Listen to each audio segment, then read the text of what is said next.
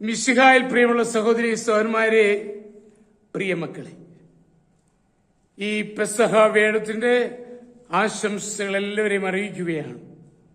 ഈ വലിയ ദിവസം വിശുദ്ധ യോഹന്നാൻ അറിയിച്ച നമ്മുടെ കർത്താവ് ഈശോ മിശിഹായുടെ പരിശുദ്ധ സുവിശേഷം 13-ാം അധ്യായം 5-ാമത്തെ വാക്യം, saint John's gospel chapter 13 verse 5.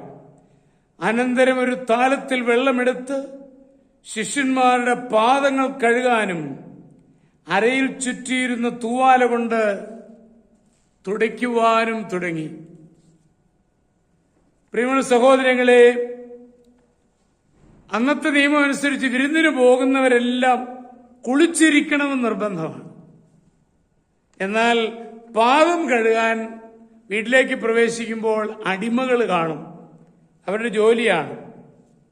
എന്നാൽ കർത്താവും ശിഷ്യരോട് എത്തുമ്പോൾ അങ്ങനെ ഒരാളില്ല.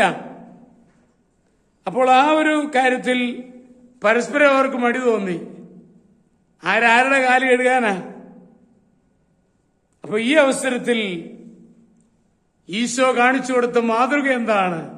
ഈ അടിമയുടെ അവസ്ഥയിലേക്ക് ഞാൻ ഇറങ്ങിച്ചെല്ലുക. ആ വലിയ എളിമയുടെ വലിയ ഉദാഹരണമാണ് നമുക്കവിടെ കാണാൻ സാധിക്കുക. ഒരു ഭക്തസ്ത്രീ ഒരിക്കൽ വിശുദ്ധ ആഗസ്തീനോസിനോട് ചോദിക്കുകയുണ്ടായി, ഈ ലോകത്തിലെ ഏറ്റവും വലിയ പുണ്യമേതാണ്?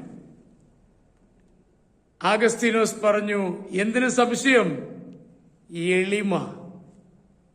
സ്ത്രീയുടെ രണ്ടാമത്തെ ചോദ്യം, രണ്ടാമത്തെ നല്ല നന്മയേതാണ്? അഗസ്തീനോസ് പറഞ്ഞു, എളിമ.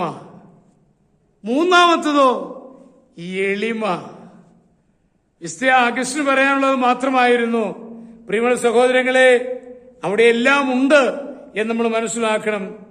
ഒരു അടിമയുടെ ശുശ്രൂഷ ചെയ്ത ഈശോ നമുക്ക് കാണിച്ചു തരുന്നത് നമുക്ക് എത്രമാത്രം താഴാമെന്നല്ല, അതിൽ കൂടുതൽ താഴാൻ പറ്റുകയില്ല. അതുപോലെ വലിയൊരു മാതൃക, എളിമയുടെ മാതൃക കാണിച്ചു. നമ്മുടെ കുടുംബത്തിലും നമ്മുടെ സമൂഹത്തിലുമൊക്കെ ഈ എളിമയുടെ മാതൃകകളായി മാറുമ്പോഴാണ് ഈ പെസഹ ആചരണം എന്റെ ജീവിതത്തിൽ അർത്ഥവത്തായി മാറുന്നത്.